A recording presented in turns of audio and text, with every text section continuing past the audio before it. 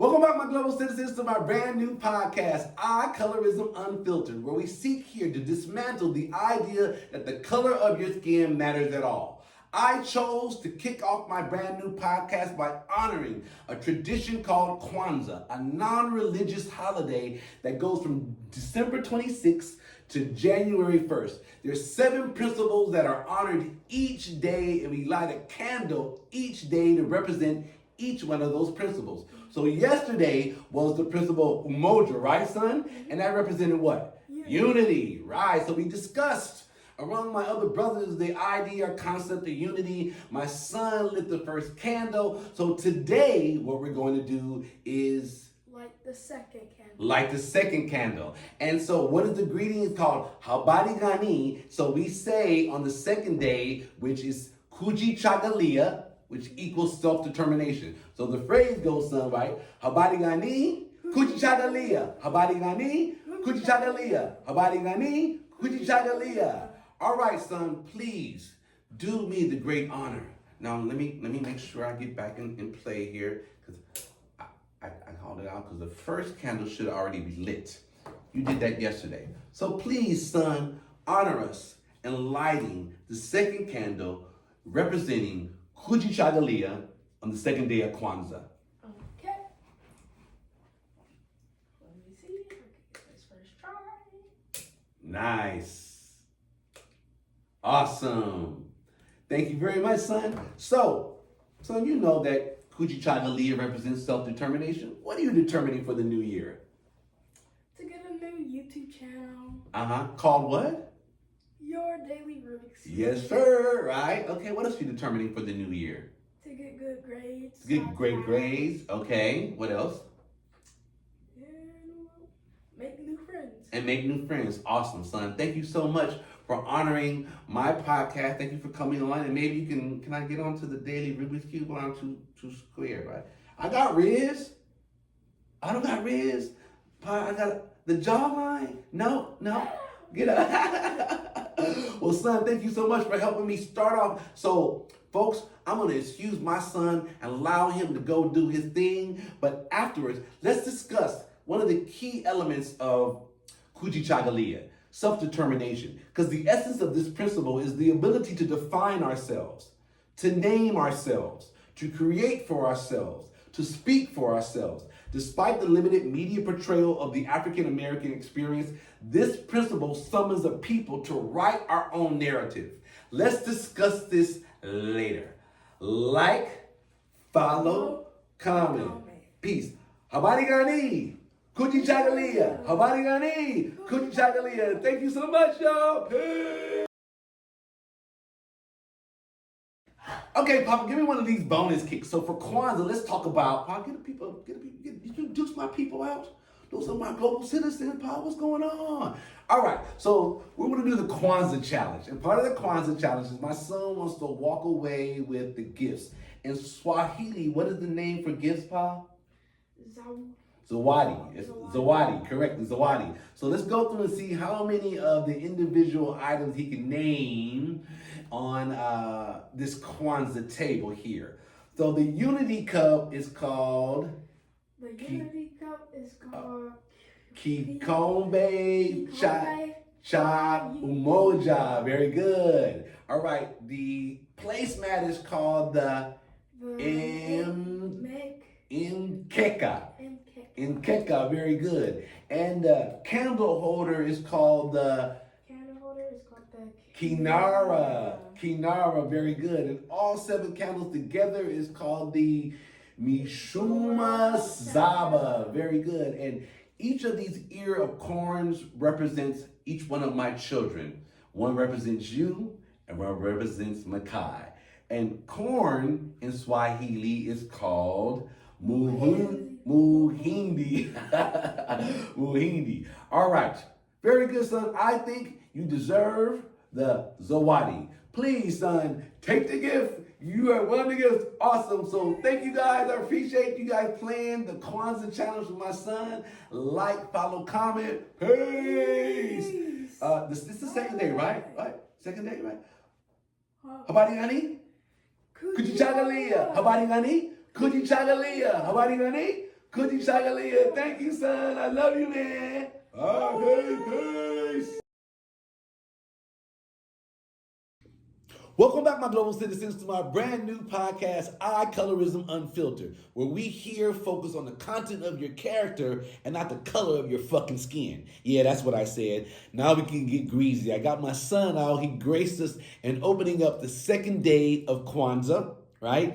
With Kujichagulia, self-determination. But I wanted to have a more intimate conversation so I can get kind of greasy and spicy with y'all about key points I feel are pertinent to the development of our culture here in America. And I'm speaking specifically to my African American brothers and sisters. And I'm specifically leaving out the terminology black. Now, I might slip every now and then. You will see it happen. But I'm migrating off of defining ourselves by a color and not a culture. And you'll see why that's important today in Kujichagulia, which speaks to self-determination. Let's get into it. But first, I want you guys to go, get a cup, get a little sippy sip, because we're about to get in right now. You know what I mean? All right, let's get into it. All right, before I start banging you upside the head with why I believe these key pertinent points that we should evaluate inherently each of us as we move into the new year, let me give you some key, I'm always trying to educate, being in receipts and not deceit. So I want to give you some key Swahili terms that circle around this idea or concept of Kwanzaa. One, if you want to say what's up, you go mambo. Mambo, what's up, right? Another Swahili term is harambe. Let's all pull together. Harambe. You see, we did that at the end of my last video. Harambe. Harambe. Let's all pull together. I introduced this particular video with Heri za Kwanzaa, which is Swahili for Happy Kwanzaa. And then what else can I give to y'all? Hello, Jambo. Jambo is hello. So you got Mambo, what's up? Jambo, hello. Harambe, let's pull it together. And Heri za Kwanzaa for Happy Kwanzaa. All right, y'all, so let's get into Kujichagulia, day 2 of Kwanzaa. This talks about self-determination. And let me reiterate to each of you, my global citizens, kind of what the premise or definition of self-determination really is, which is pretty self-evident, but let's discuss based upon this premise. The essence of this principle is the ability to define ourselves. That's the first topic we're going to talk about. To name ourselves. That's the second topic. To create for ourselves, that's the third topic. And lastly, to speak for ourselves. Despite limited media portrayal of the African American experience, this principle summons a people to write their own narrative. And this is where we talk a good game, but we aren't following through with this. The 60s, 70s, 80s, 90s, and 2000s saw always a regeneration or rejuvenation of our culture here in America. But that shit would always sputter out because we have no fucking succession planning. We don't know who the fuck we are. And that's why I think this key principle in Kwanzaa and self-determination in speaking to these 4 points. So let's jump right into it. Defining ourselves. How or what does that look like? Do you define yourself by a culture, by a fucking color? Do you call yourself, I'm black? Do you know why you were called black? It's because when Spanish picked slaves up from Africa, they referred to as negro. And negro in Spanish means black. So the simple nature of European Americans start calling us later on black, or we took to black as being part of who we are as a power, culture here in America, which I'm befuddled that we take the negative terms that they've given to us and then try to create this positive spin on it. We now use black, which is a derogatory term in that sense, not the color itself inherently, but the way they use that against us. And then the word nigger. We'll get to that one later on. But how you define ourselves, I think, really matters. Is it by culture? Is it by, a color? Is it by your tax bracket? Or should it be by your geographic location? However you define yourself, I think it should be something that's consistent, something we can unite around. I think naming ourselves and not being able to causes the division and doesn't allow us to unite, right? Umoja, our first principle. Because we don't know who we are. We stick to our guns about, oh, some of us think we're fucking Indian. Some of us think we were born here. Now, geographically, technically, archaeologically, paleontologically, whatever, right?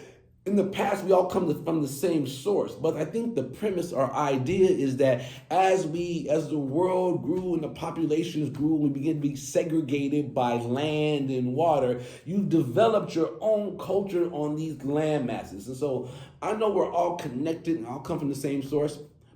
African Americans, right? Everyone emanates from Africa. But the point is, as we grow 8 billion of us, I think to live in harmony, we have to respect the cultures that are developed. And one of these things I'm advocating is erasing this idea of color used in how we define who we are. Now, blacks and whites are the only two out of the whole spectrum that use a color to define their culture.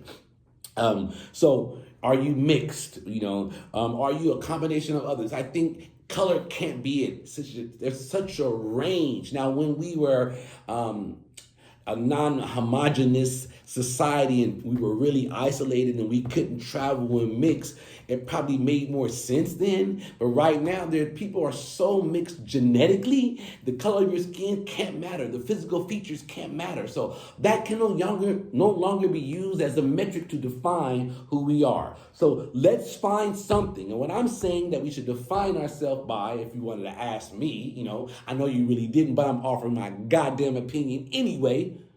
Yeah, I use your God in vain because I don't believe in him. I know. Get in the comments and talk shit to me. Whatever you do, pop your shit. Nonetheless, define yourself, right? That's one of the key elements of Kujichagulia and self-determination. Defining who you are. And as you define yourself, make sure it's based upon logic and reason, whatever that looks like. Now, don't fool yourself just to be connected to emotion of a lie that you protected for so long. Now that you've got an additional truth, right? It's called cognitive dissonance. No matter what I show you, you're going to hang on to that fucking lie because you've built your life around it. I say we define ourselves by the geographic region in which we live. Hear me out. I am born in America. My nationality, right, is American, right? My ethnicity, though, I am claiming to be a descendant of Africa. So living in America, being a descendant of Africa, I call myself an African American. Now, I don't care how the fuck you want to switch them around, American, African, matters not. It's how these individual terms are used to describe a part of who you are culturally and where you live geographically. Now, you don't have to listen to me, but my point is, if in Kujichagulia and self-determination, if we were ever to unite as a people, as we grow more mixed, our color ranges will vary, our facial features will change, right? Those no longer are credible measurements to define ourselves by, right? So I believe cultures are developed on geographic landmasses, however that looks like, in more multicultural, multi-ethnic areas like United States. It makes sense for us to clearly try to define ourselves based upon that culture living in this geographic region. The second point is to name ourselves. I think that once you have defined who you are and named yourself in that geographic region, or named yourself personally, belonging to a culture in a geographic region, that geographic region then needs to name itself collectively. Now, this is the hard part, right? Now, it could be an all-inclusive name where we can have a level of tolerance. Say that you want to call yourself, I don't know, if you were born in Brazil and then you got citizenship in America, so you're Brazilian American, but you associate with African American culture. Now, I'm not trying to rob you of your defined individuality as a Brazilian American, but collectively, when we need to name ourselves collectively in this country, I think you should come along and call yourself part of the African American culture, because you unite with us, you hang out with us, you listen to our music. Unless you've isolated yourself, it's not just eating Brazilian food, and no disrespect to Brazil, right? They are people. But the idea is that most of American culture is either fashioned around African American culture. Everything follows off of us. Our music, our culture, the way we dance, everybody mimics us and everybody knows that. So that should be indisputable currently. But to name ourselves collectively, right? So define yourself individually, name ourselves collectively on the geographic mass. The third point is create for ourselves. And this is really important. Once you've defined yourself individually, you now collectively joined a culture, right? Because you need to do this in order to move the needle later on politically, and to move as a unit for your culture, right? But defining yourself gives you that individuality that we each need, right? But also belonging to a cultural group. But to create for ourselves, to move in that direction, meaning that our own stores, our own banks, our own schools, specifically when you feel your culture's been neglected and not had the educational, political, or social backing for 400 or 500 years that it deserves, that to change course, you need to first get your shit together internally. Hence why I'm talking to you guys personally. Each of us, I'm talking about my African American culture here in the United States. Each of you, the one you want to call yourself black or Creole or whatever kind of connection you want to have individually. And I'm not trying to steal that from you. What I'm saying that to operate effectively in America, we need to belong to a collective group that moves as a unit. And I believe geographically, we are African Americans here in a sense. So to create our own stores, our own banks, our own schools, to teach our kids, to keep us up, to keep us competitive, to keep us happy, to live a fruitful life, we need to create for ourselves after we've defined ourselves and defined us as a culture, wherever our geography is. And finally, to be able to speak for ourselves, to have representatives, there are 40 million Americans, 40 million African Americans in America today. And I think there's about 330 million Americans total. We're about 13% of the population. But we are dispersed throughout the country. What I feel we lack is what I call a national black agenda. Now, Cube talked about that. I got it on one of my other podcasts, though. There's been floating around ideas that I love to build upon, but I think parts in the premise of that leave out this defining ourselves, naming ourselves, and then be able to create for ourselves and to advocate for ourselves or to speak for ourselves is going to be predicated upon us understanding exactly where we fit in politically in our government and how we move as a unit. So I think we have to take in consideration to where we live. A large amount of African Americans are still concentrated in the South, in Alabama and Louisiana, right, and Mississippi, right? And those are very poor areas where they don't get the support the coastal African Americans get living in California and in New York and in Boston, right? Because the geography is blended in with more of the European culture. It's more segregated in the South and the resources aren't as shared. So we have to think about where all of us live, all 40 million of us live across the country. And to move collectively that needle, we have to, as I said, define ourselves, name ourselves as a culture in our geographic region, then be able to create within that geographic region stores and banks and schools to nourish us, and then we'll be able to speak for ourselves in our governmental bodies politically, right, as a unit. That's what I believe Kujichagulia really speaks to. So my global citizens, leave your comments. Leave your thoughts surrounding this. But I'm saying these 4 elements or points are going to be critical to how we move in the future, how we navigate going forward. or it's going to be another endless cycle of decades of rejuvenating, revising, revisiting the same shit. Why keep creating the wheel? In order to move our needle, like my professor used to say, we need to plan our work and work our plan. So I'm asking, let's find a mechanism. Let's reach out to our current leaders, our BLMs, ACLUs, all the other fucking bodies that we have that haven't unified together to have a one message for 40 million of us. Who speaks for the 40 fucking million African Americans in the United States? That's my goddamn question. I love y'all. Like, follow, comment. My brand new podcast is on and popping, y'all. Eye Colorism Unfiltered. The color of your skin does not matter, but the content of your character does. Love y'all. Peace.